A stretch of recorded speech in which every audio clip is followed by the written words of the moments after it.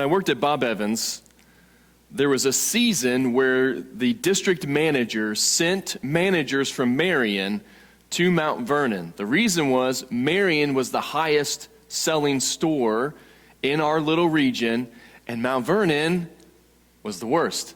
And they thought, maybe we send some of the managers from Marion to Mount Vernon, some of that mojo will rub off and Mount Vernon can kind of pick up a little bit.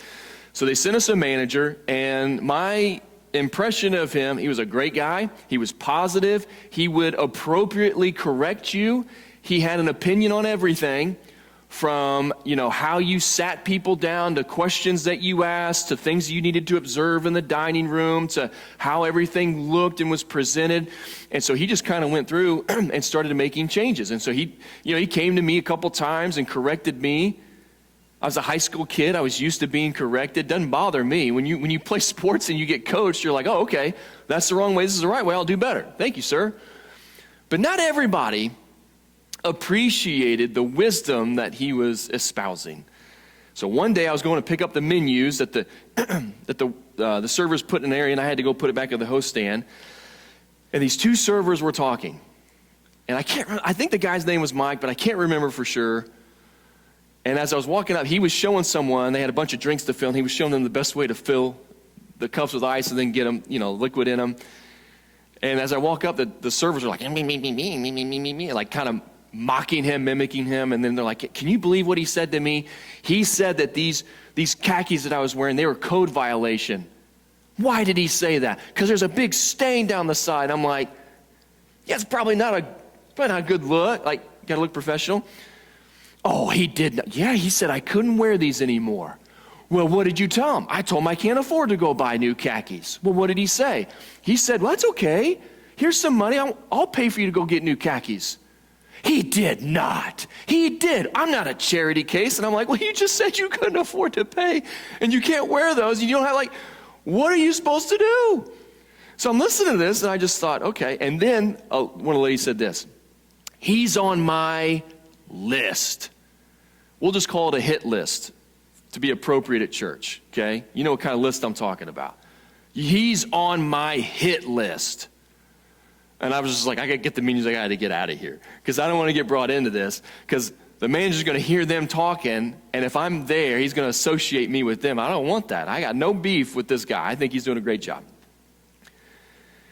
And the whole time, so then there was this tension, this underlying tension among different people in this new manager, and all because his job was to make the store better, and they didn't want it. It's like, if you just do what he wants you to do and do what you're supposed to do, there's not going to be any tension. But the bottom line is, you don't want to change, and as a result, you put a target on this guy's back, and now he's on your list. Do you have a list? A similar list of names of people or places, situations, circumstances, a list where it's like, they better not even look at me today. I'm in no mood for their nonsense. You have a list? What do you think Jesus wants you to do with the list? That's what we're going to talk about today. We're going to be in Genesis chapter 4. If you've got a Bible, go ahead and turn there. Genesis 4, we see the first human beings that are procreated, the first naturally born human beings. And in this story, 25% of the world's population ends up going away. You probably are familiar with this story. People who don't even read the Bible recognize that Cain kills Abel. And what we're going to do today is see, okay, what happened in the very beginning and what is continuing to happen to this day. Here's what it says, verse 1 of chapter 4. Adam knew his wife Eve, and she became pregnant and gave birth to Cain. And she said, with the help of the Lord, I have brought forth a man. Eve seems to think that the prophecy of chapter 3, that from the offspring of woman, the serpent will be ultimately crushed and destroyed, she probably thinks this is Cain. Cain is the one who's going to destroy the enemy. And she's thankful and she's praising God that he brought forth a man so that the enemy can be destroyed. Later, she gave birth to his brother Abel. Now, Abel kept the flocks He was a rancher. Cain worked the soil. He was a farmer. Two honorable professions, both extremely necessary. And in the course of time, Cain brought some of the fruits of the soil as an offering to the Lord, and Abel also brought an offering, fat portions from some of the firstborn of his flock. Now you can see a difference between these two gifts.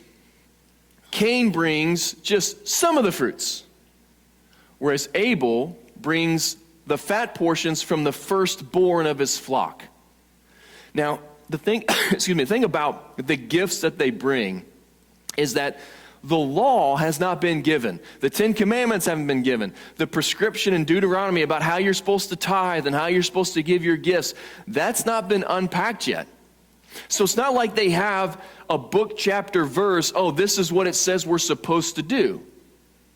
They seem to just be giving one out of the overflow of thanksgiving and one out of obligation.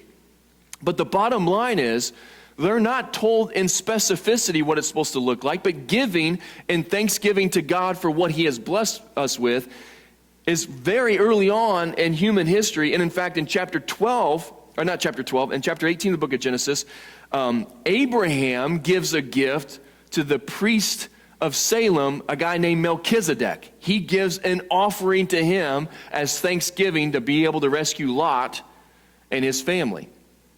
So we see this happening even before Moses writes the books of the law and there's prescription. But whenever you do something for someone, it does matter the condition of your heart and the effort that you put forth. So sometimes we mail it in, and you don't really do your best, and you don't give your best. And the funny thing is, it isn't necessarily about what is given. Like, you remember when your kids drew you a picture, especially when they're itty bitty, and there is no distinguishing mark on that. Like, there's stuff on the paper and there's colors, and you're like, I have no idea what I'm looking at. This is like modern art, as opposed to like something I can really. But the kid is so proud, and he wanted to give it to you, and he just can't wait to hear, good job, thank you so much. It's like all their heart was poured into it. It may not be a good picture, but they did the very best they could. Cain does not do the very best he can. Abel brings his first fruits and brings the fatty portions of his first fruits. He brings his best to God. Cain just kind of brings some of his fruits, some of what he harvested to God. Maybe he gave some that was left over. This is probably a good amount, so we don't necessarily need this. Why don't we just give this as an offering to God? And as a result, the Lord looked with favor on Abel and his offering, but on Cain and his offering, he did not look with favor. So Cain was very angry, and his face was downcast. He's bothered because God didn't accept his offering. Looked at favor with Cain's, and he's probably thinking, well, that's favoritism.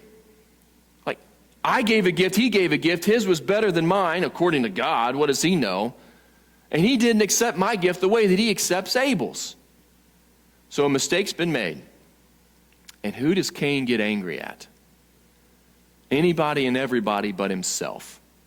So he's downcast and he's angry, and the Lord comes to Cain and he says, why are you angry and why is your face so downcast? If you do what is right, if you do what you're supposed to do, will you not be accepted?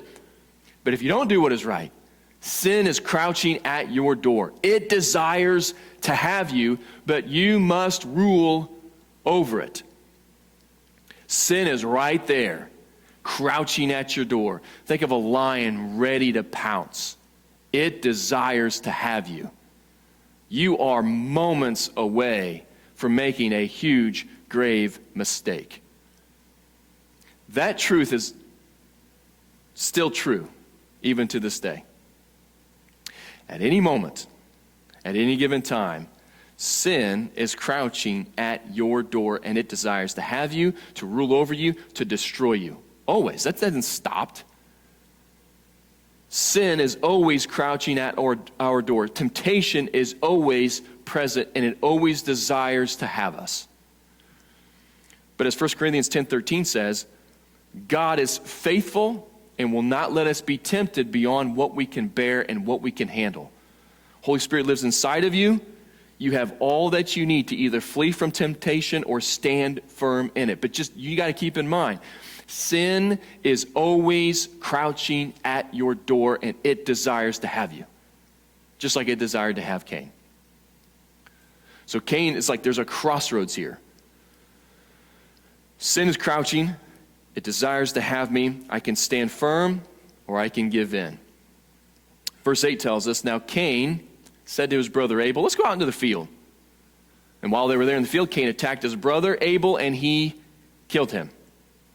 Now if you're Abel and your brother's like, hey, I want to show you something. Let's go out to the field together. You are naive and you are innocent. And you're like, yeah, sure, let's get your brother. He's taking you, like, we're going to go on a walk. We're going to have a conversation. We're going to talk about this. And we don't know what was said. We don't know how it played out. We don't know, like, I assumed it was like he attacked him from behind, and it wasn't much of a struggle because it was a sneak attack. But when you think about how it all plays out, I wonder if Abel, as they were walking, like, hey, I heard that God didn't accept your offering. Man, that was dumb on his part. I don't know why he didn't accept your offering. I don't know what he's doing. Because sometimes we do that together, don't we?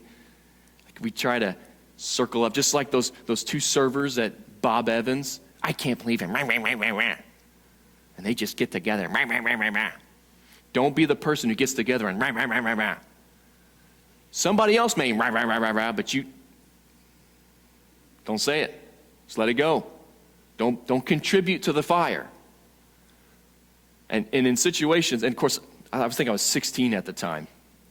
If that happened today, I hope I would have the courage to say, hey guys, he's doing a great job. He's trying his best to help sales come up. And if sales go up, you're servers. You make more money. If the company makes more money, you're going to get more in tips. This is win-win for everybody. Don't act like he's the bad guy. I hope I would have the courage to like correct and coach that. And then they would about me, I'm sure, because I'm throwing my pearls to pigs. But don't be the person who joins in. Abel clearly doesn't join in. And think about it. He does what is right. He gives a gift that is acceptable to God. And what ultimate reward does he get? He's murdered. Now we have, in our American brains, tricked ourselves to believe, hey, if you do what's right, if you're within God's will, there's no safer place to be, and God will protect you, and nothing bad will happen to you. It's like, and when something goes wrong, when things are going bad, we try to figure out, what have I done to make God mad? And it's this very, like, it's almost like we think of God as keeping score, like with karma or something like that. In fact, like, I've played golf with people before, and you hit a really good shot or you get lucky on a bounce, and like, oh, it must be clean living. That must be that clean. You must have had your prayer time this morning. As if God's like, you know what? That's going to go in the water, but I'm going to let it hit the back of a duck and then flow on onto the green because he did pray this morning. We're going to hook this guy up. Like, we just think when things are good, it must be because we're really good and we're in good standing with God. And when things are bad, we must have made God mad. What did Abel do to upset God? What did he do to deserve to get? Nothing. And then it reminds me of the words of Jesus. In the Sermon on the Mount, we covered this last series. It took us like 4 months, so this might as well be a lifetime ago. But in Matthew chapter 5, verses 11 and 12, he says, blessed are you when people insult you, persecute you, and falsely say all kinds of evil against you because of me. And he says, rejoice and be glad. For great is your reward in heaven. For in the same way, they persecuted the prophets who were before you. Insult me, persecute me, falsely say, and I'm supposed to rejoice and be glad. Yay! People are lying about you, Doug. They're saying awful stuff. Yeah! That's not my response. Like, how dare they? How dare they say bad things about me? Can you believe it, Grandma? People say bad things about me. I can't either, but they do. And I'm supposed to rejoice and be glad. And then you look at the apostles. And there is stuff that happens in between those times, but that, Matthew, what happened to Matthew? He's murdered for his faith. Peter, what happened to Peter? He's murdered because of his faith. Andrew, what happened to Andrew? He's murdered because of his faith. Rejoice and be glad, for great is your reward in heaven. It's like Jesus is more focused on forever, the impact of our lives now and how it impacts forever, than he is about what actually plays out in moment to moment in terms of like, oh no, I'm suffering now. God, you got to do something. What did Abel do? Nothing. He was faithful. And he was murdered. And then you look at Cain and the jealousy that comes up and comes out of him, the anger and the rage. And there are times in our lives where we have a problem with somebody, not really because of anything they've done, but because they're better than us at something. We just, like, jealousy just comes out. And instead of working on ourselves and trying to become a better version of ourselves, we try to tear them down. We may not murder them.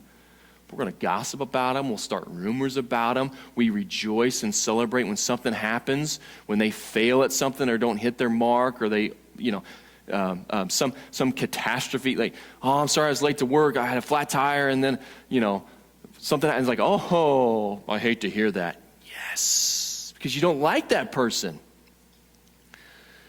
And so for Cain, the one person he was supposed to be frustrated with was himself.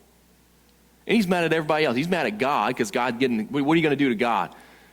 But with Abel, takes him out to the field and he kills him. So this happens. I don't know if he buries him. I don't know if he hides the body. I don't know what happens. But then God comes to Cain. And remember, when God asks questions, he's not trying to find answers. It's about the interaction. And he says, where is your brother Abel? I don't know.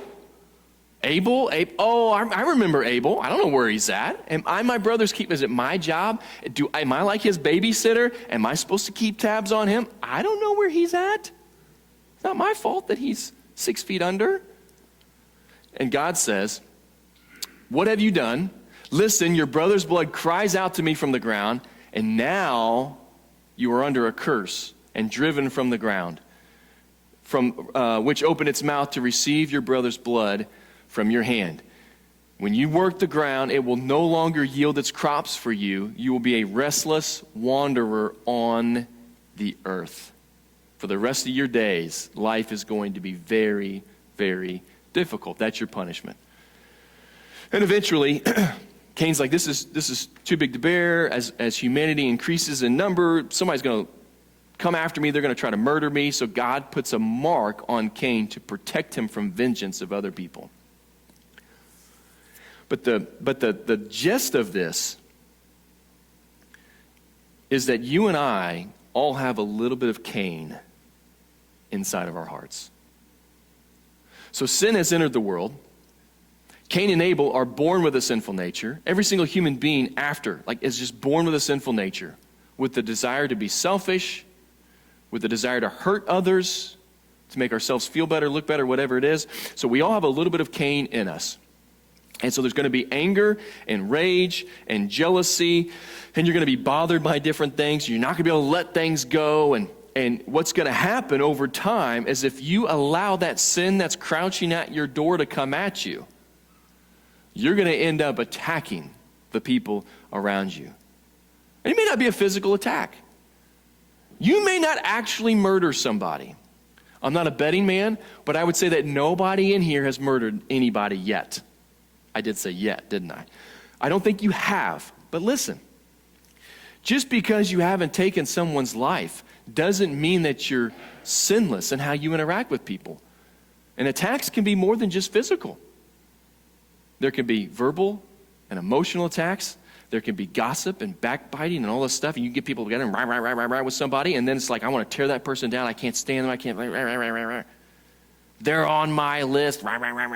You try to get other people to put them on you, and you're gonna tweak a story, make yourself look really good so that everybody else doesn't like this person as well. What do you think Jesus thinks of that? You think he's up there celebrating? Like, oh my goodness, that was a good burn. I am so proud of you, Doug. All that anger you've got built up, you just let it all out. You tell them. No one's ever going to say they don't like your preaching again. Whatever it is that people say about me, I don't know. So it's like, okay, I've got my list. And this person's on my list. And I have pretend conversations and arguments with them. And I replay the scenario over and over again. And then maybe we had some conflict, and I replay the conflict over and over again. And I get madder and madder and madder, and I should have said this, and I should have done this, and I'm going to go tell this person. And anyway, it's like we're living out Cain's experience. And sin is crouching at your door. It desires to have you. But you must master it. Jesus is not glorified when you and I have a list. Jesus is not proud when we have a list. The gospel is not going out into the world and advancing, and people are not being evangelized, and people are not being discipled when you and I have a list. I don't care if you're jealous of somebody. I don't care if someone wronged you and you didn't do anything to earn whatever it is they're saying and doing about you. I don't care if there's tension and you have 50%. You have got to get rid of all of that. Also in the Sermon on the Mount, Jesus is like, hey, you may not murder someone, but if you have hatred in your heart, you are a murderer. And then, to top it off, the Apostle John, in 1 John chapter 4, verses 19-20, we're going to read this together, because this is really inconvenient to the human experience. He says, we love, that is, we love God and others, because he first loved us. 2 greatest commandment, love the Lord your God with all your heart, soul, mind, and strength. Love your neighbor as yourself. How are we supposed to do that? Well, he has loved you first. He's made the first move, and he has strengthened you to love in the way he's called you to love. And whoever claims to love God yet hates a brother or sister is a what? Liar. Oh. Well, God is easy to love. God is perfect. But the people I interact with, my neighbors, they're not easy to love, and they're selfish, and they're sinful, and they do this, and they say that, and they're awful people. And John's like, oh, let me put a footnote. If they're awful, you don't have to love them. He didn't put that in there. Whoever does not love their brother and sister, whom they have seen, cannot love God, whom they have not seen. And he has given us this command. Anyone who loves God must also love their brother and sister. Love. He doesn't say don't hate them. Love them. You're like, well, what's the difference? Hatred is actively trying to hurt them in some capacity. Then you may have a little bit of neutral ground where you don't do good or bad. And then you have love, which is I'm going to actively help them, serve them, and love them. I'm going to go out of my way to sacrifice time, energy, and money to love them, even if they hate me. This is the mantra of the Christian faith. Well, my goodness gracious, great balls of fire. Think about some of the people that you interact with. Think about some of the people you work with. Think about some of the people who live on the same road that you do or live in your neighborhood or whatever. Think about some of the people that are in your family. I don't know everybody's dynamics. There's going to be one at least that doesn't like you, that bothers you, that annoys you. You've already thought of who they are. Holy Spirit put them in your head, didn't he? And you're going, no, not them. I can love everybody else. I can love 99.99% of humanity, but that one person, oh my goodness. But it's impossible to love God with all your heart, soul, mind, and strength if you don't love your neighbor as yourself. How am I supposed to do that? With God's help and God's strength. If we allow the world to lead us, guide us, direct us, impact us, coach us, tell us how we're supposed to live, tell us how we're supposed to think. If we allow conventional wisdom, if we allow the sages of this world that have their own daytime talk shows, or you read somebody's blog and you're on Facebook, there's so much information and there's so much guidance on how you're supposed to live and how you're supposed to treat people.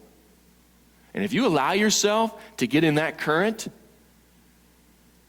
and to be impacted by the world in that way, you and I are no better than Cain. We may not take somebody's life, but listen,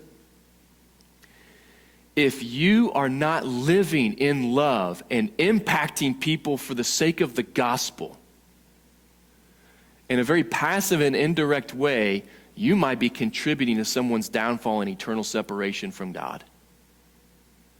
If you live in anger and hatred and jealousy and rage, and you treat people and you talk about people, you do all this stuff, and you're never going to be light and love them on behalf of Christ, what if you were the one person that God put in their life who was going to get through to them to bring them into a relationship with his son Jesus? And you have wasted that opportunity because you're like your father, Cain. Oh my goodness. You see what's at stake? So when someone's better, taller, faster, they make more money, they're smarter, they're better looking, just fill in the and you have jealousy, sin is crouching at your door, desires to have you, but you must master it. And if somebody at work, they're gossiping about you, they're saying something about you, maybe they're incompetent, you have to pick up their load, you got to do all this stuff. Sin is crouching at your door. It desires to have you, but you must master it. Maybe there's a relationship in the past, you said something, did something you shouldn't have done, and now you're like, I don't even know where to go, I don't know how to make this right, I don't know how to change it. Maybe I'll just let it go, maybe I'll just be neutral. No. Sin is crouching at your door. It desires to have you, but you must master it. Everything is at stake. Everything. Eternity. A person's eternity hangs in the balance. And there's no gray area here. God commands us. If you think you can love me but hate them, that does not compute. That is not possible. In order to love me, you have to love them as well. We've got to do it with the strength that God provides. But you and I need to know at all times, sin is crouching. It wants to destroy us. And we have to be used by God and strengthened by God to be light in the dark world. We don't fight darkness with darkness. You fight darkness with light.